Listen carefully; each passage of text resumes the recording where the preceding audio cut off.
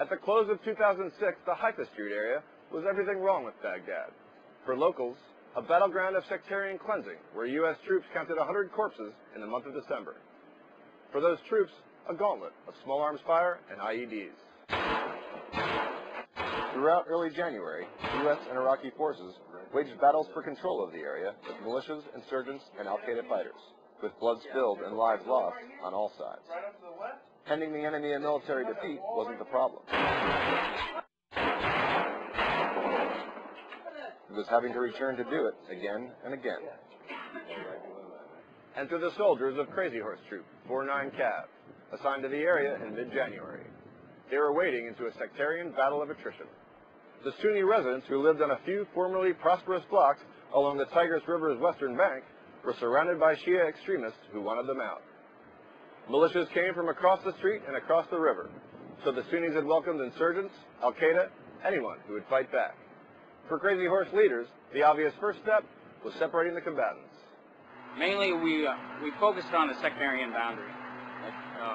Out there in Kark, the whole neighborhood, the whole region is called Kark.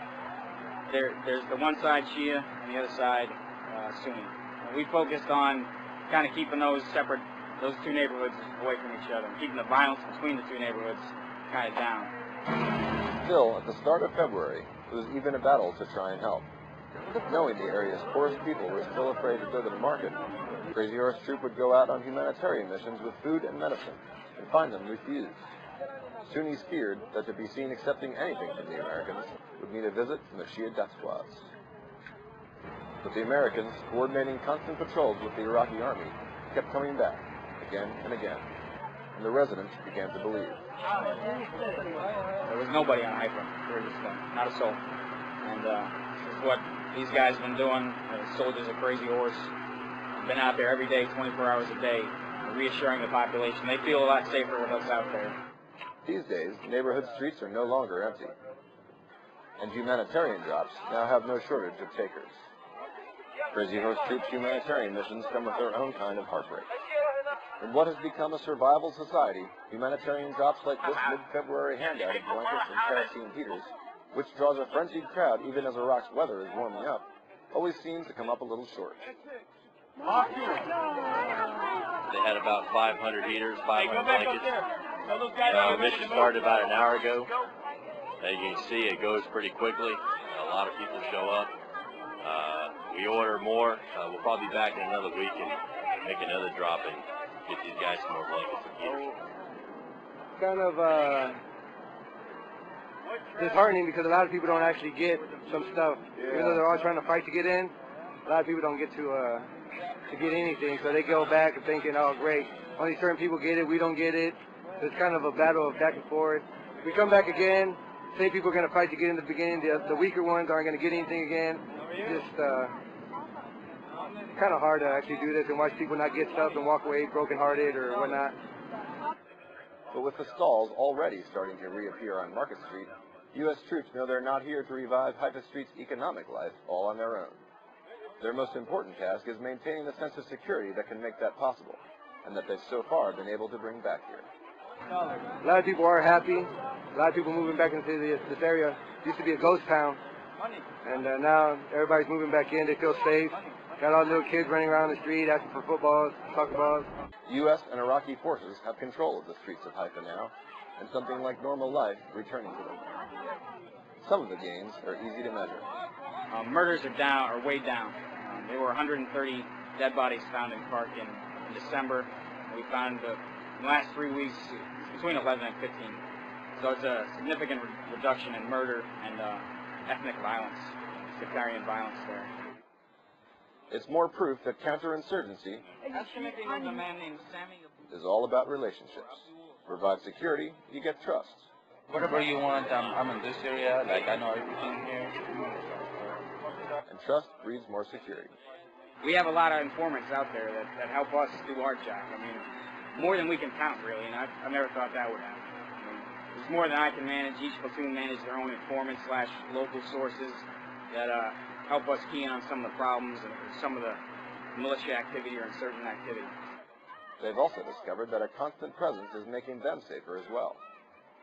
The Sunni population he's glad that coalition forces are there, and it's been really successful. We haven't been attacked in 2.5 weeks, and this is Haifa Street, the battle for Haifa. Right. There hasn't been any contact or very little amount of contact with coalition forces out there. But the fight for the hearts and minds of Haifa Street is far from won. Kark Sunnis have experienced far too much in the way of battles, bloodshed, and broken promises.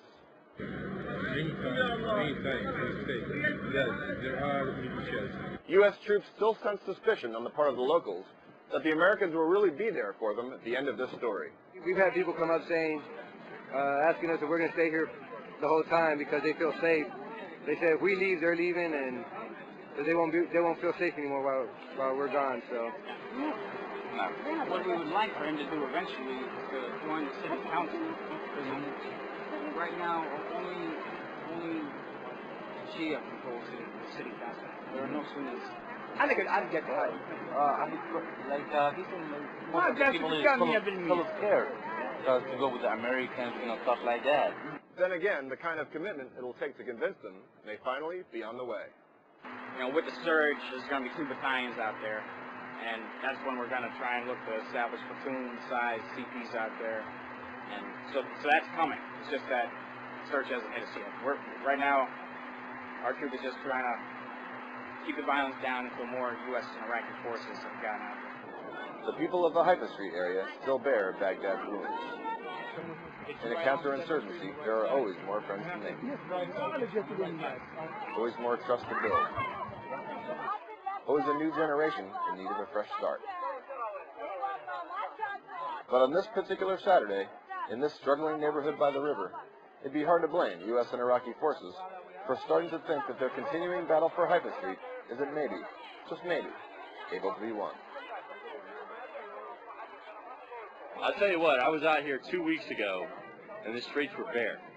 And since we started rolling in and working with the IA, there's a big difference. I didn't see these people 2 weeks ago. I didn't see anybody on the streets 2 weeks ago. It was dead. You see around, there was trash being picked up this morning by the government, by the Iraqi government. It's pretty good. It's good news. On Haifa Street, this is Sergeant Frank Pellegrini, Baghdad.